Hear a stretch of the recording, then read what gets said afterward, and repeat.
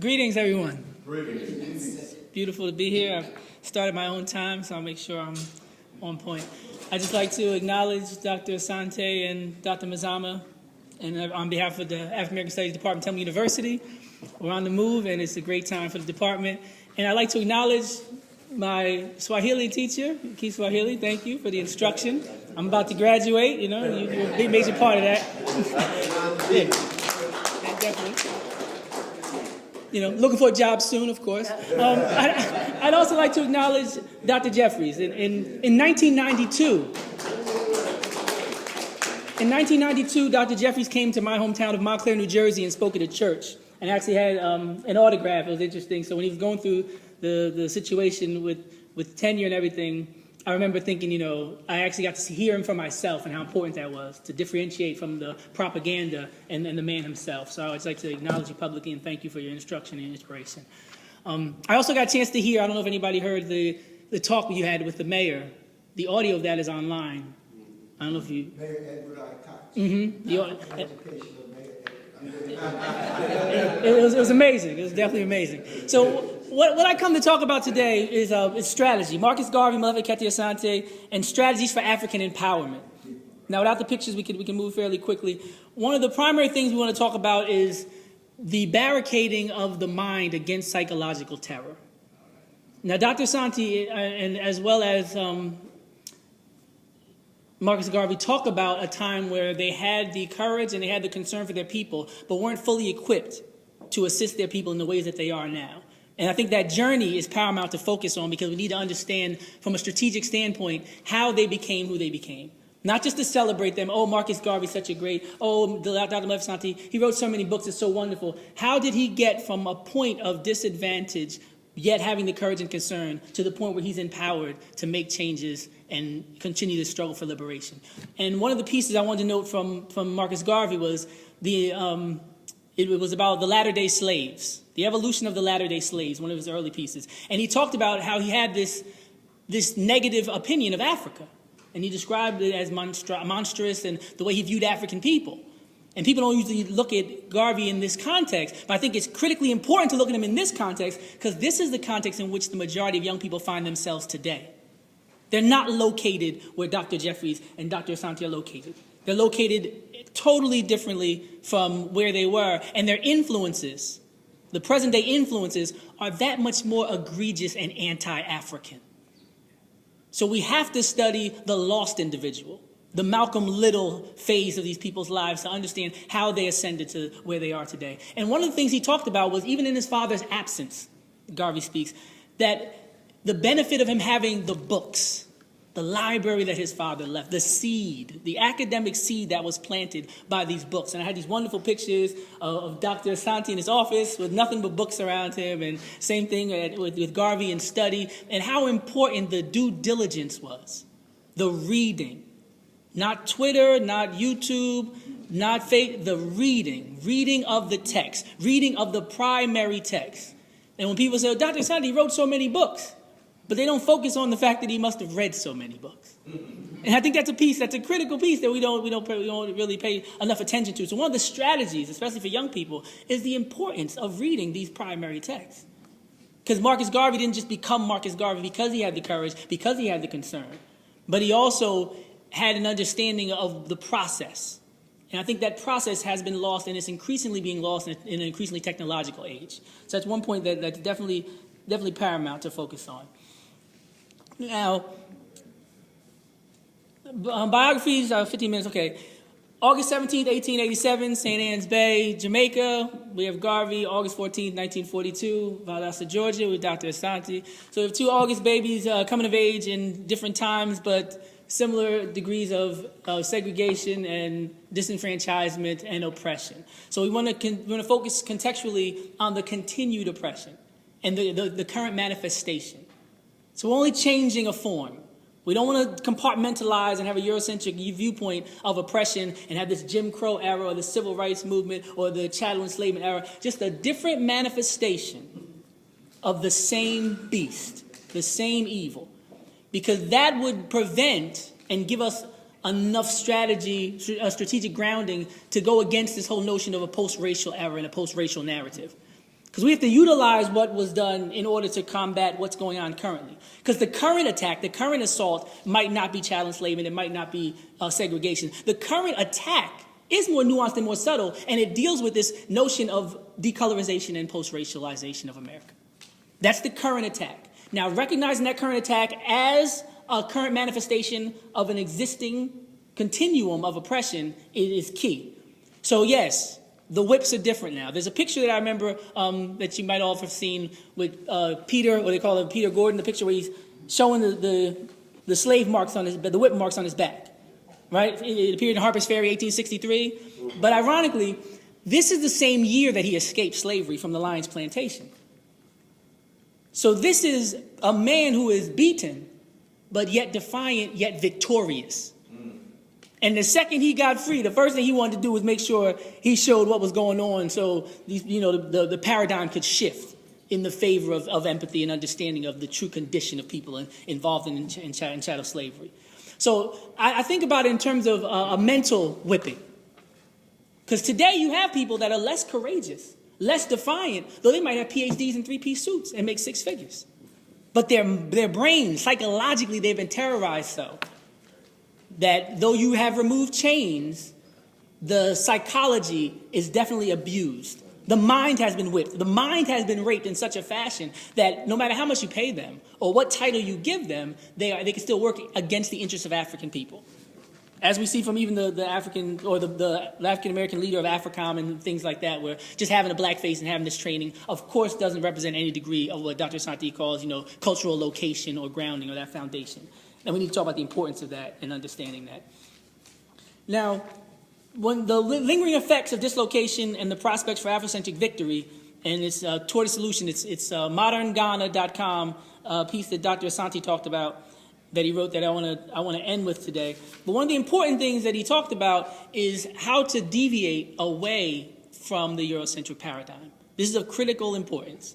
So nowadays, when I see what they do, I just say, I know I need to do it different. I need to have the ancestors give me guidance.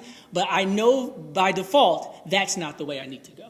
So even when I do my presentations, I purposely put my text outside of the box because that's what I want people to think. My pictures and my text will always be beyond the margins and outside of the box because I understand the importance of social engineering and how the subconscious doesn't have the same filter that the conscious mind does. And that's one of the critical things that our children are being assaulted by, the subconscious. It's not so much negating what you say anymore. They can just implant a certain hardwiring, a certain foundation that can make them susceptible to rejecting truth, rejecting Africanity, rejecting the interest of themselves and African people. And this program is effective. This is a well-oiled machine, a well-running program, and every time I'm in rooms where this type of information is being disseminated, I see the difference in attendance versus when I was working at a radio station and somebody would stand in front of all the young people with no adults present and talk about everything from using and selling drugs to destroying their communities and subjugating their women, and they get nothing but applause. Packed houses, thousands and thousands of people. And what I really come to you to talk about today is what we're up against and the true analysis of the state that we're in. Not the state of the generals, not the state of the warriors who have survived the battles, the state of the masses. The masses are totally confused. They wouldn't know Dr. Asante from Dr. Jeffries from Dr. King. That's what we're dealing with. So I don't come to you just to celebrate, the legacy, but more importantly, to talk about why things didn't work.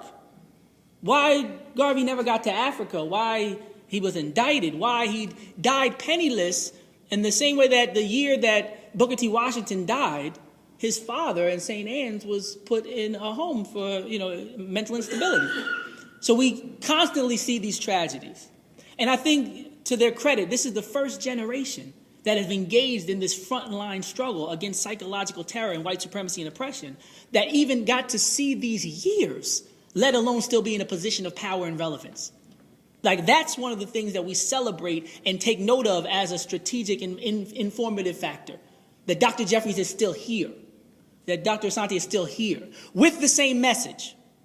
Not a watered-down message. Not diluted and broken down by the system. Not, shaken like Muhammad Ali or, not a situation where they're not the same person that they were. The maintaining of that warrior spirit is of critical importance. Because this is the first generation, the generation I got to watch and study under and grow from, that was able to do that. And how that was done is important, because it's not because they didn't face many battles from within and from without. And that's a critical piece. I know I was reading something that Garvey wrote that says he delivered an address called "The Conspiracy of the East St. Louis Riots," which is very important, considering current events, right? He delivered at Lafayette Hall in Harlem, in which he states, "The riot was one of the bloodiest outrages against mankind." So people that know St. Louis riots is one of the most deadliest race riots in the history of the United States, if not the. But the context to understand current events. The first thing we are thinking of is, oh, that's where Dred Scott is buried. Oh, that's what Garvey was talking about. Oh, that's similar to Tulsa, Oklahoma. That Afrocentric context, the grounding, allows you to understand phenomena and interrogate and engage with information on a level that could benefit African people at home and abroad, as Garvey stressed the importance of. Now, without this foundation, this is what we're dealing with now. We're dealing with the lack of that foundation.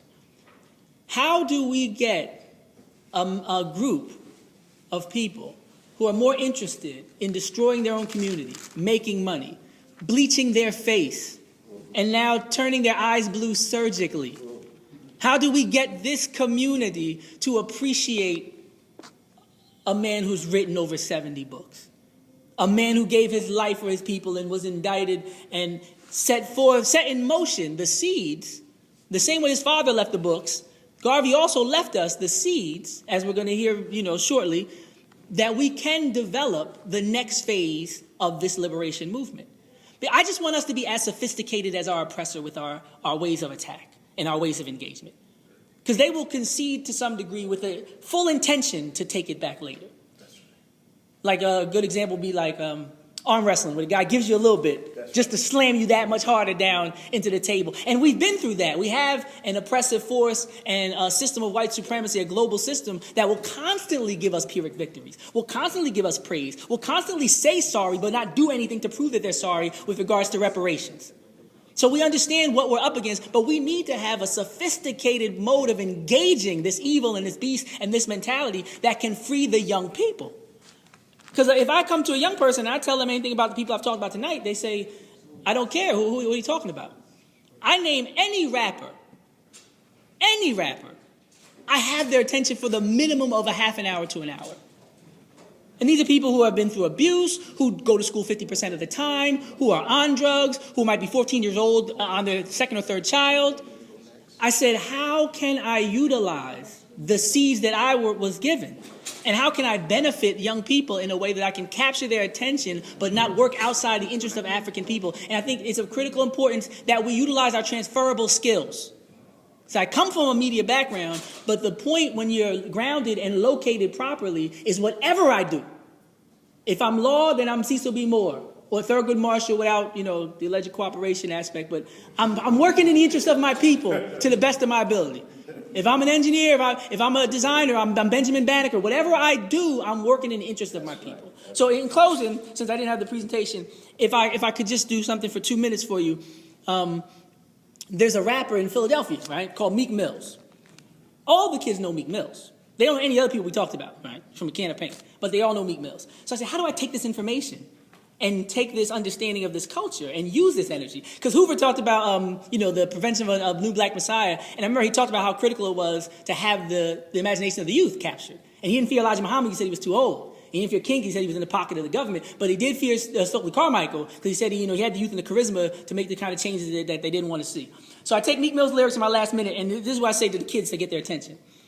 I use one of his songs. I used to pray to speak like this, to peeps like this, in Zinga and Martin, Queens, and kings like this. In the back of a paddy wagon, chains lock my wrists. Was thinking, man, my ancestors had it worse than this. When your dreams take hold, nightmares are through. It's time to marry our destiny. Let's say I do. Far as freedom, you gotta see it with a clear-eye view, so ancestors could bless you like you said, shoot. But you gotta read. Let that breathe. Before they come for me, I'm getting deep. Never let the fear get in between intended targets. Literally finish what you started. They love you deaf, dumb, and blind, but they hate it when you get smarter. Go and get it regardless. Vision it like an artist. When the struggle gets harder, remember that you the hardest, and be a god or a goddess. Put people over the prophets. Pay no mind to them cowards. Tell them haters, I got this. See, I know that my mind is power, and I'm speaking to take you higher. See, in Philly, they bring that fire, so I keep it real so the chosen could be inspired. When you got your mind right, then the hate increase. They blaming it on sagging pants or copping beats. So I murder beats from the streets to the barbershop. Fans be like, Fearless, your bars are hot, you gotta pop. If you ain't talking about uplifting, what you talking about? And then I get their attention. Now we can engage the information. So I just want to give you some of the strategies for the way we want to engage the youth and continue the legacy that the great people who came before us and ancestors have left. And I just want to thank you for the opportunity to present to you. And thank you on behalf of Temple University African American Studies Department, Dr. Asante and Dr. Mazama. Thank you.